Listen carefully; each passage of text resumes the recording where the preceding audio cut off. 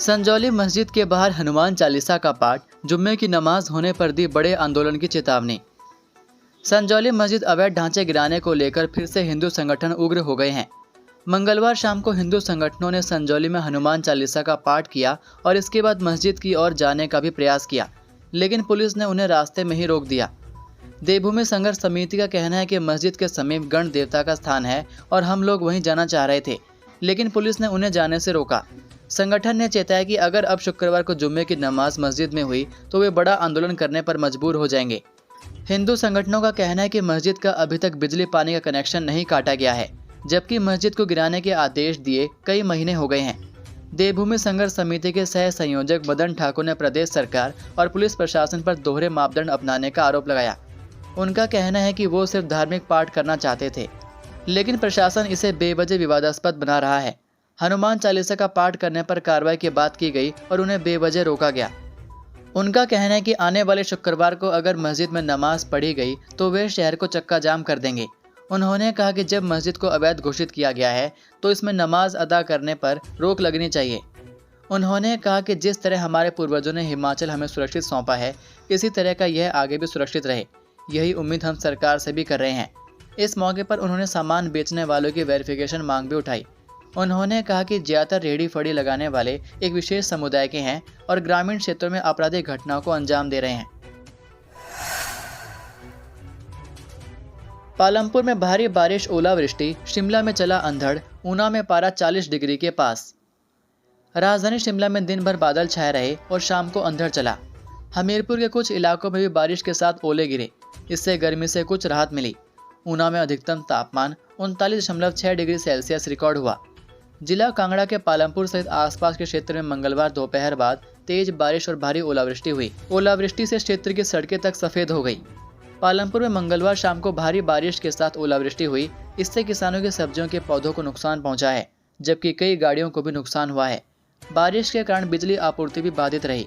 मंगलवार शाम को उपमंडल पालमपुर के करीब सभी जगहों पर बारिश व ओलावृष्टि हुई है। लोगों को गर्मी से भले ही राहत मिली हो, लेकिन किसानों की भिंडी, फ्रांस बीन, घिया, शिमला मिर्च, हरी मिर्च समेत कई सब्जियों को नुकसान पहुंचा है। कई जगहों पर लोगों की गाड़ियों को भी नुकसान हुआ है। भारी बारिश व ओलावृष्टि के चलते काफी देर तक बिजली आपूर्ति भी ठप रही। वहीं पालमपुर के पूर्व विधायक प्रवीण कुमार ने स्थानीय प्रशासन से फसलों की भारी तबाही का जल्द प्रभाव से आंकलन करके किसानों को मुआवजा देने की मांग की है। अब 500 रुपए में निहारे रोहतांग की बर्फीली वादियां, एचआरटीसी ने शुरू की इलेक्ट्रिक बस सेवा। मई में भी बर्फ से लगभग 13,050 फीट ऊंचे रोहतांग दर्रा जाने वाले देखने की चाह रखने वाले सैलानियों के लिए खुशखबरी है। एचआरटीसी ने मनाली से रोहतांग के लिए इलेक्ट्रिक बस सेवा शुरू कर दी है। सैलानी मात्र 500 रुपए में बर्फ से लगभग वादियों का आनंद ले सकेंगे। निगम ने शुरू में 3 बसें रोहतांग के लिए भेजी जा रही हैं। जरूरत पड़ने पर बसों की संख्या बढ़ाई जाएगी। पिछले साल भी निगम ने मनाली से रोहतांग दर्रा के लिए सैलानियों की सुविधा के लिए 15 से अधिक इलेक्ट्रिक बसों को चलाया था। बढ़ते प्रदूषण को रोकने के लिए एनजीटी ने 1 दशक से रोहतांग दर्रा के लिए 1200 वाहनों को भेजने के आदेश दिए हैं। इसमें पेट्रोल इंजन के 800 और डीजल के 400 वाहन शामिल हैं। ऑनलाइन सुविधा होने से परमिट का स्लॉट जल्द बुक हो रहा है। दोस्त ने मांगे 5,000 रुपए उधार, नहीं देने पर दोस्त ने आधी रात को घोंप दिया चाकू। जिला मंडी के पंडोह में एक युवक ने पहले अपने दोस्त को पत्नी सहित अपने क्वार्टर में मेहमानबाजी के लिए बुलाया और फिर आधी रात को उसके सीने में चाकू घोंप दिया। घटना रविवार देर रात करीब 3 बजे की है। चाकू घोंपने वाला आरोपी फरार है और पुलिस उसकी तलाश कर रही है। पुलिस से मिली जानकारी के अनुसार बीते रोज सुंदरनगर का 26 वर्षीय जतिन अपनी पत्नी कोमल को लेकर मनाली घूमने के लिए निकला। रास्ते में जतिन ने सुंदरनगर के ही अपने दोस्त किशोर को फोन किया और मनाली साथ चलने की बात कही, लेकिन किशोर ने मनाली जाने से मना कर दिया और अपने दोस्त जतिन को थोड़ी देर के लिए पंडोह के 3 पीपल थे उसके कमरे में चलने की बात कही। जतिन पत्नी सहित किशोर के कमरे में जाने के लिए राजी हो गया। कोमल ने पुलिस को दिए बयान में बताया कि किशोर ने शराब पी रखी थी और उसके पति से 5,000 रुपये मांग रहा था। जतिन ने पैसे देने से इनकार किया और सभी रात को सो गए। देर रात करीब 3 बजे किशोर ने कमरे में ही जतिन की छाती पर चाकू से वार कर दिए और वहां से फरार हो गया। जिसके बाद कोमल ने 108 एम्बुलेंस को फोन कर मौके पर बुलाया और घायल पति को जनरल अस्पताल मंडी भर्ती कराया।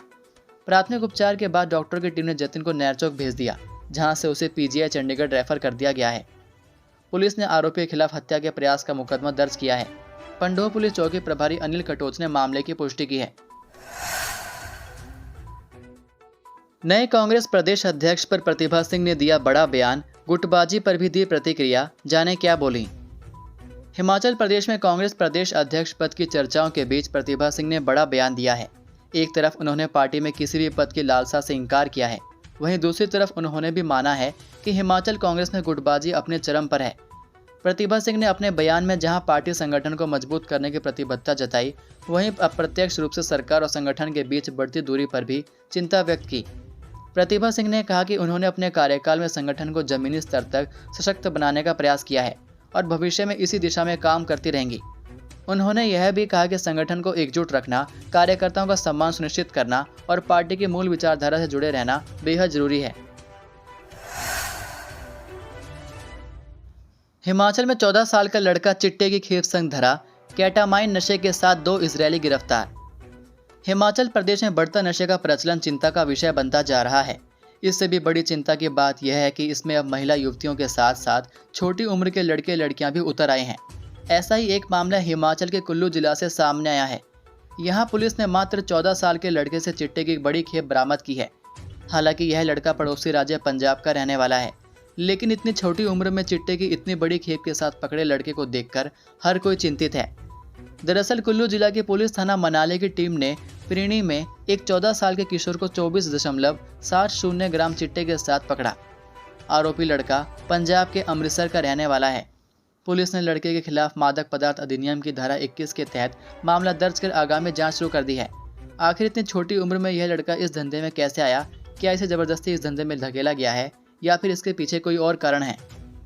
पुलिस ने परिजनों की मौजूदगी में लड़के से पूछताछ शुरू कर दी है।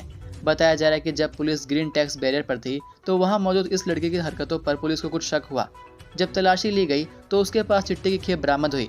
मामले की पुष्टि करते हुए एसपी कुल्लू डॉक्टर कार्तिकेन गोकुल चंद्रन ने कहा, पुलिस मामले की जांच कर रही है। वहीं दूसरा मामला मणिकर्ण पुलिस थाना से सामने आया है। यहाँ पुलिस ने पुलगा में 2 इजरायली नागरिकों को 22.8 ग्राम केटामाइन नशे के साथ गिरफ्तार किया है। बताया जा रहा है कि पुलिस ने पुलगा में एक रेस्तरां में दबिश दी थी। रेस्तरां के कोने में 2 इजरायली नागरिक बैठे मिले, जिनकी हरकतों पर पुलिस को शक हुआ। पुलिस ने जब उनकी तलाशी ली तो उनके पास से खतरनाक नशा केटामाइन बरामद हुआ। पुलिस को एक विदेशी नागरिक के पास से 12.84 और दूसरे के कब्जे से 9.96 ग्राम नशा मिला। वहीं पुलिस ने दोनों आरोपियों को गिरफ्तार कर लिया है। आरोपियों की पहचान हबीब गिल और कपाहा लीरन निवासी इजराइल के रूप में हुई है। पुलिस ने दोनों विदेशी नागरिकों को हिरासत में लेकर उनसे पूछताछ शुरू कर दी है। राइफल लोड करते अचानक हुआ फायर, नहीं बच सकी शख्स की जान। हिमाचल प्रदेश के मंडी जिला से एक दिल को दहिला देने वाली खबर सामने आई है। यहाँ गोली लगने से एक व्यक्ति की मौत हो गई है। इस हादसे ने परिवार से उसका जवान बेटा छीन लिया है। मृतक व्यक्ति ही परिवार का पालन पोषण करता था। घटना की जानकारी मिलते ही पुलिस की टीम मौके पर पहुंची और शव को कब्जे में लेकर आगामी जांच शुरू कर दी है। मिली जानकारी के अनुसार यह घटना मंडी जिला के पंडोह से सामने आई है। बड़ी बात यह है कि व्यक्ति को यह गोली अपनी ही राइफल से लगी है, जिसे वह लोड कर रहा था।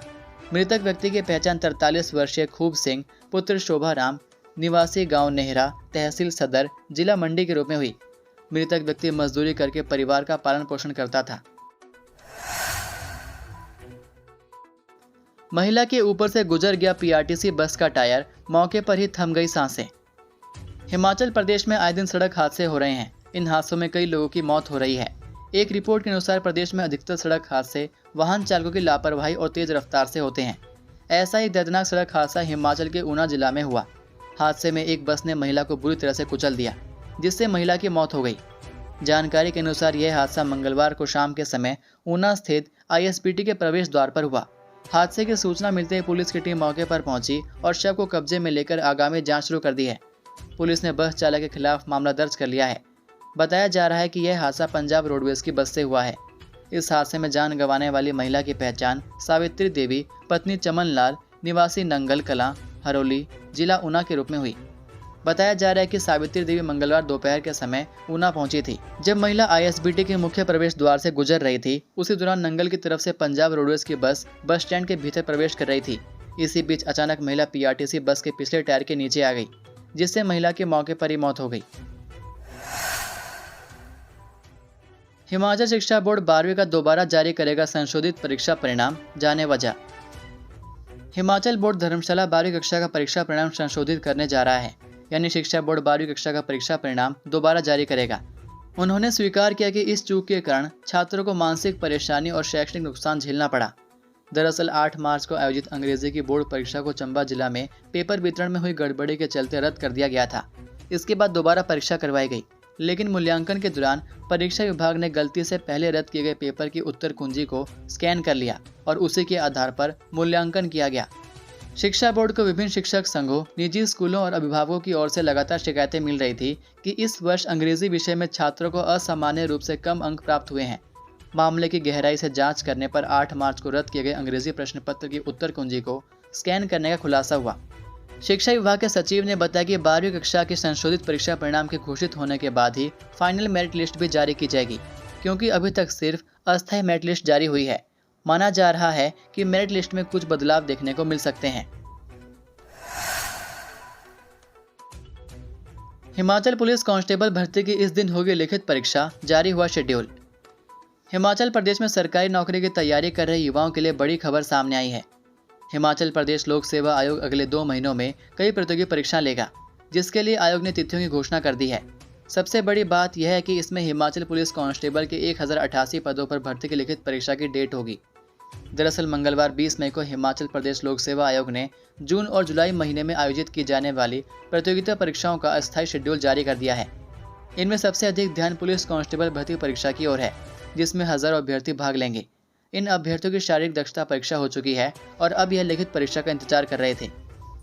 आयोग द्वारा जारी किए गए शेड्यूल के अनुसार एनवायरमेंट ऑफिसर की परीक्षा 5 जून 2025 को होगी, जबकि हिमाचल पुलिस कांस्टेबल भर्ती की लिखित परीक्षा 15 जून 2025 को आयोजित की जाएगी।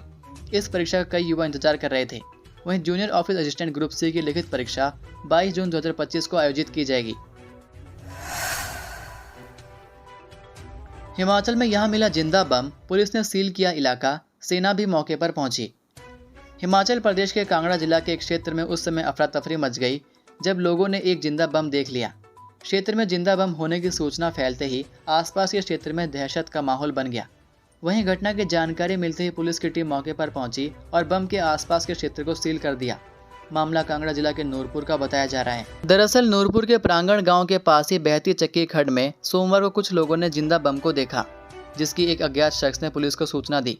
सूचना मिलते ही पुलिस की टीम मौके पर पहुंचे और इलाके को सील कर दिया। वहीं भारतीय सेना को इसकी सूचना दी गई। सोमवार को सेना की निगरानी में इस बम को सुरक्षित नष्ट किया गया। वहीं पुलिस ने लोगों से अपील की है कि यदि किसी भी व्यक्ति को ऐसे कोई संदिग्ध वस्तु दिखे तो तुरंत इसकी सूचना पुलिस को दें। उस वस्तु को उठाने का, कहीं ले जाने का प्रयास ना करें, यह खतरनाक साबित हो सकता है। ये थे आज के मुख्य समाचार। हिमाचल प्रदेश की बड़ी खबरें रोजाना जानने के लिए सब्सक्राइब कीजिए DHP न्यूज़ चैनल को और बेल आइकन पर क्लिक करें, जिससे आपको प्रदेश की बड़ी खबरें हमारे द्वारा मिलती रहें।